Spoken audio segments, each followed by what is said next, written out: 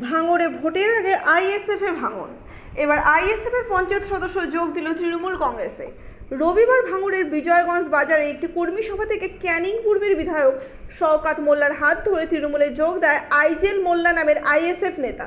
তিনি ভাঙড় 2 নম্বর পঞ্চায়েত সমিতির এলাকার চালিতাবেরিয়া অঞ্চলের 149 নং বুথের আইএসএফ সদস্য ছিলেন। পঞ্চায়েত ভোটে 563 ভোটে জিতেছিলেন। মমতা বন্দ্যোপাধ্যায়ের উন্নয়নে সামিল হওয়ার জন্য তৃণমূলে যোগ দিয়েছেন বলে জানান।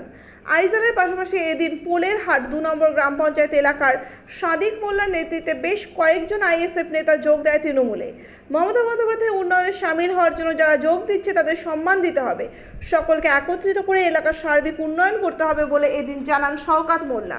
সদ্য তৃণমূল কংগ্রেসে যোগ দিয়ে আইএসএফ নেতা বলেন, জেতার জন্য বিগত 1 বছর ধরে কোনো কাজ করতে পারিনি, এলাকার উন্নয়নের জন্য তৃণমূলে যোগ দিলাম। নির্বাচনে উনি জয়ী হয়েছিলেন।